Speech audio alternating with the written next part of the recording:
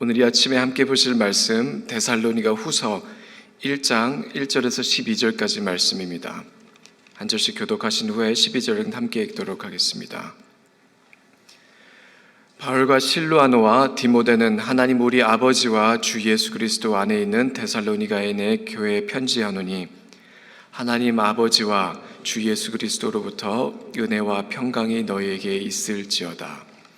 형제들아, 우리가 너희를 위하여 항상 하나님께 감사할지니 이것이 당연함은 너희의 믿음이 더욱 자라고 너희가 다 각기 서로 사랑함이 풍성함이니, 그러므로 너희가 견디고 있는 모든 박해와 환난 중에서 너희의 인내와 믿음으로 말미암아 하나님의 여러 교회에서 우리가 친히 자랑하노라. 이는 하나님의 공의로운 심판의 표요 너희로 하여금 하나님의 나라에 합당한 자로 여김을 받게 하려 함이니, 그 나라를 위하여 너희가 또한 고난을 받느니라.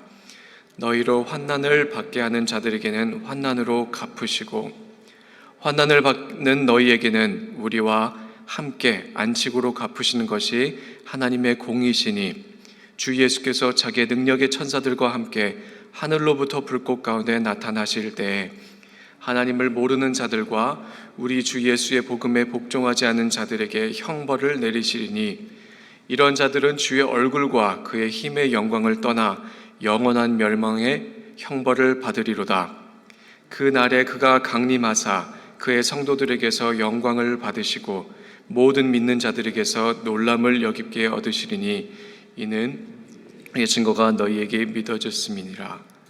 이러므로 우리도 항상 너희를 위하여 기도함은 우리 하나님이 너희를 그 부르심에 합당한 자로 여기시고 모든 선을 기뻐함과 믿음의 역사를 능력으로 이루게 하시고, 우리 하나님과 주 예수 그리스도의 은혜대로 우리 주 예수의 이름이 너희 가운데서 영광을 받으시고 너희도 그 안에서 영광을 받게 하려 함이라. 아멘. 지난 7월에 다녀온 전도 여행 기간 중에 특별히 보았던 많은 것들 중에 저는 지금도 기억에 남는 몇몇의 사진들이 좀 있습니다.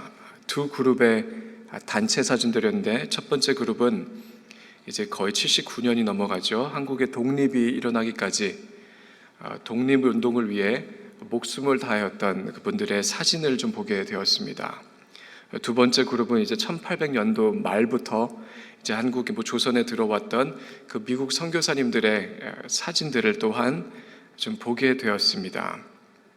여러분, 지금 봐도 그 사진이 고스란히 남아있는 그분들의 결의가 있습니다. 보입니다.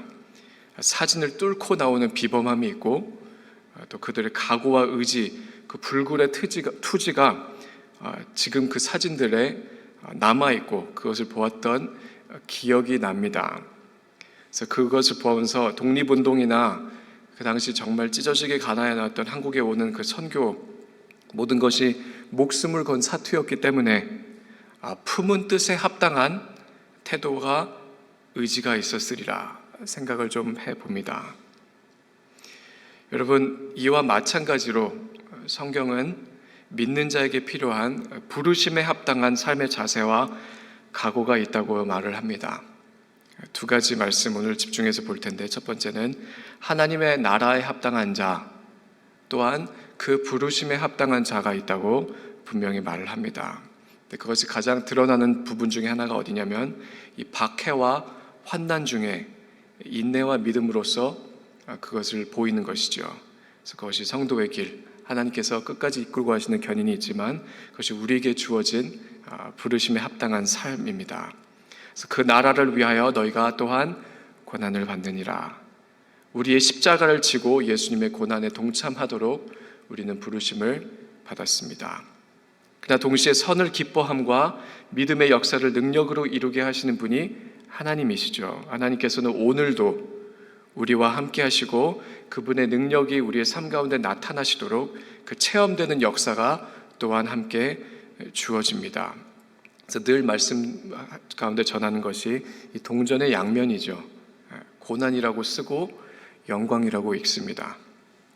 두 번째, 하나님의 공의로운 표, 그 심판의 표에 대한 말씀이 있습니다. 오늘 본문에 나온 말씀 중에 주 예수께서 자기의 능력의 천사들과 함께 하늘로부터 불꽃 가운데 나타나실 때, 또 다른 구절에 그 날에 그가 강림하사, 여러분 머지않아 그리스도의 재림과 함께 반드시 임할 성경이 거듭 증언하고 있는 심판의 때가 반드시 있습니다. 그때 두 가지 일을 행하시죠. 환난을 받게 하는 자들에게는 환난으로 하나님께서 직접 갚으시리라. 복수는 나의 것이라 하나님께서 말씀하셨죠. 그래서 영원한 멸망의 형벌을 내리시는 날이 반드시 옵니다. 악을 철저히 갚으시고 멸절하실 하나님의 그때가 멀지 않았습니다. 그러나 또한 동시에 환난을 받는 너희에게는 안식으로 갚으실 것이라. 여러분, 믿는 자의 정착력은 환난력이 아니라 영원한 평안과 안식의 누림이 있는 것이죠. 그래서 그 가운데서 예수님께서는 영광을 받으시고 놀랍게 여김을 얻으실 것이라 말씀을 전하고 있습니다. 우리 가운데서 영광을 받으시리라. 오늘 본문이 말씀을 하고 있죠. 그때 우리가 우리의 눈으로 볼 것입니다. 부활하신 능력의 주를 우리의 눈으로, 그리고 모두가 보게 될 날이 멀지 않았습니다. 그래서 이 또한 동전의 양면과도 같은 것입니다. 악을 심판하시는 하나님께서는 동시에 그분의 백성을 구원하시는, 그래서 믿는 자에게는 심판의 때가 결코 두려운 날이 아니라 오히려 기쁨의 날이 될 수도 있는 것입니다. 여러분, 이 두 가지를 아는 것이 어떻게 위로가 되고 소망이 될까요? 여러분, 사람이 하는 일이 있고 사람이 눈으로 보는 일들이 있습니다. 그것은 하나님께서 하시고 있는 일들과, 그리고 하나님께서 보고 계신 것들과 다를 수 있습니다. 거의 대부분 다르죠. 사람의 시점과 시각이 하나님과 너무나도 다르기 때문에 내가 처한 상황이 절대적인 현실이 아니라는 것을 저희가 그 안에서 자유함을 누릴 수가 있죠. 여러분, 또 인생의 결론을 우리는 세상의 기준에서 내리는 때가 많습니다. 그것 또한 무의미할 때가 더욱 많지요. 하나님의 연단하심과 인도하심과 완성하심을 따라, 그래서 믿음의 눈으로 보는 그런 시각이 우리에게 좀 필요합니다. 그래서 인간적이고 현실적인 두려움이 아니라 하나님을 경외하게 되는 것이죠. 그리고 하나님을 경외하는 것이 우리에게 참된 자유와 은혜가 되기 때문에 저는 이 동전의 양면, 이 두 가지를 아는 것이 중요하다고 생각을 합니다. 여러분, 독립운동이나 선교와 같이 이 고난에 관하여서는 정말 일가견이 있었던 하나의 인물을 좀 소개시켜 드리려고 합니다. 아마 이미 많은 분들께서 알고 계신 인물인데, 메시아닉 유대인이죠. 예수님을 믿는 유대인 중에 리차드 범브란트라는 인물이 있었습니다. 돌아가신 지 좀 됐죠. 로마니아가 공산 체제로 있을 때 14년을 거쳐 두 번에 걸쳐 14년을 감금 생활을 하셨던 분입니다. 예수를 믿었기 때문에. 그래서 8년 정도는 지하에서 독방 감금 심세를 당하고 거의 매일 고문을 당하였다고 그렇게 알고 있습니다. 근데 여러분, 감옥 안에서 이분을 막을 수 없었던 것이 그 복음의 열정이겠죠.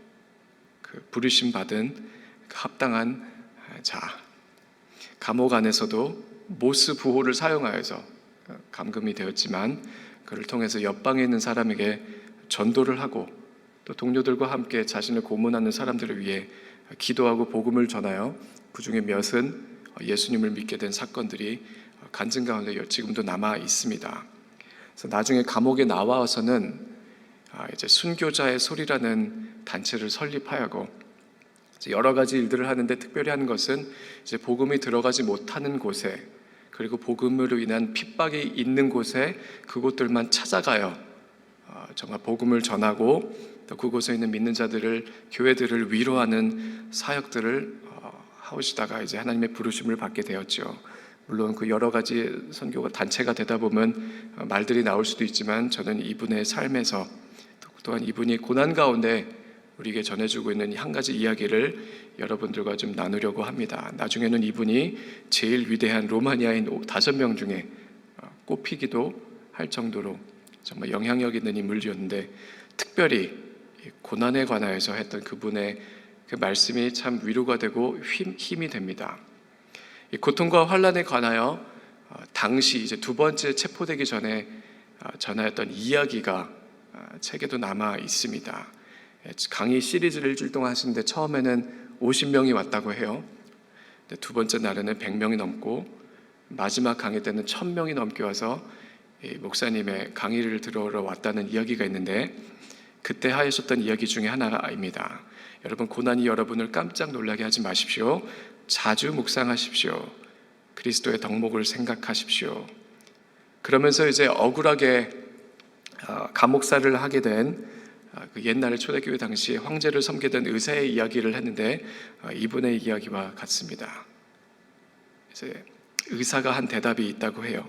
처음에는 가족들이 찾아와서 눈물로 밤을 지새웠겠죠. 어쩌다가 당신에게 이런 일이 일어났습니까? 누추한 옷을 입고 하루에 빵 한 조각, 물 한 컵으로 살고 있는데 그의 얼굴이 너무 좋아 보이는 것이죠. 그래서 아내가 한 질문에 의사가 이렇게 대답을 했다 합니다. 내가 모든 문제에 대한 해결책을 하나 찾았는데 그것은 모든 고난과 슬픔을 낫게 하는 차 한 잔을 발견했다는 것이죠. 그래서 그 안에 7가지 약초가 들어갔는데 이것이 7가지 약초, 그 재료입니다. 첫 번째 약초는 만족입니다. 이미 갖고 있는 것으로 인해 만족하십시오. 지금 누추한 옷을 입고 추위에 떨고 있지만 벌거벗은 채로 먹을 것 없이 지하에 던져지는 것보다는 훨씬 나으니 이 얼마나 감사한 일입니까? 두 번째 약초는 상식, 일반적인 상식이라고 불리는 약초입니다. 지금 내가 기쁘던, 내가 걱정 가운데 있던 어차피 난 감옥에 있는 몸, 불평해서 뭐하리요? 상식을 뛰어넘는 약초인 것 같은데, 세 번째 약초, 과거의 죄를 기억함. 여러분, 빼지 말고 세십시오. 만약에 죄목 하나에 하루 감옥 생활을 해왔다면 나는 몇 번을 다시 태어나도 나의 죄를 다 갚지 못했을 것입니다. 이 정도 고통이면 가벼울지도 모르겠습니다. 네 번째 약초, 십자가를 생각함. 우리의 구세주께서 기쁨으로 감당하신 그 슬픔, 만약에 이 세상에서 유일하게 자신의 운명을 정할 수 있는 이가 스스로 고통을 선택하셨다면 이 고통에 얼마나 큰 가치가 있겠습니까? 고난은 평온과 기쁨과 함께 우리를 구원합니다. 다섯 번째 약초는 고난이 하나님께로부터 임하였음을 알고 받아들이는 지식입니다. 아버지께로부터 온 이 고난은 우리를 해하려는 것이 아니라 우리를 깨끗히 하고 거룩하게 위하여 주어진 것입니다. 그리고 우리가 지나가고 있는 이 고난의 목적은 우리를 정결케 하는 것이며 천국을 준비시키시는 과정입니다. 여섯 번째 약초, 그 어떠한 고난도 믿는 자를 해할 수 없음을 아는 지식입니다.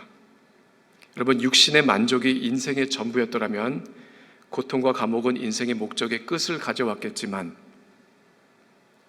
만약 인생의 핵심이 진리라면 그것은 그 어떠한 감옥도 바꿀 수 없는 것입니다. 감옥의 안에 있든지 밖에 있든지 둘에 둘을 더하면 넷이 되죠. 감옥은 내가 누군가를 사랑하는 것에서부터 나를 막을 수 없으며 이 철창은 믿음을 내쫓을 수가 없기 때문에, 그러므로 나는 어디에서든지 평온할 수 있습니다. 하나님의 지하 감옥에서라도. 마지막 들어가는 약초, 소망입니다. 인생의 수레바퀴가 황제를 돌보는 의사를 감옥에 둘 수 있지만 반드시 그 수레바퀴는 또 돌게 되는 법이죠. 또 다시 나를 궁정으로 인도할 수도 있고 왕의 자리로 인도할 수도 있는 법입니다. 그래서 범브란트 목사님께서 마지막 이 말씀을 하셨다고 해요. 나는 그동안 이 차를 몇 통이나 마셔왔습니다. 그리고 그 효력을 너무 잘 알기 때문에 여러분에게도 이 효력을 이 차를 추천하고 싶습니다. 여러분, 하나님께서 모든 고난에도 정해놓으신 때가 있고 기한이 있기에 조금의 실수도 없이 우리를 인도하실 것입니다. 말씀을 마무리합니다. 심판과 구원, 고난과 영광은 동전의 양면입니다. 믿는 자는 심판의 다른 면이 구원인 것을 알고 고난이라고 쓰지만 영광이라고 읽는 이유가 이곳에 있습니다. 로마서 8장 말씀 잘 아시는 구절, 생각하건대 현재의 고난은 장차 우리에게 나타날 그 영광과 비교할 수 없도다. 고린도후서 4장 말씀, 그러므로 우리가 낙심하지 아니하노니 우리의 겉사람은 낡아지나 우리의 속사람은 날로 새로워지는도다.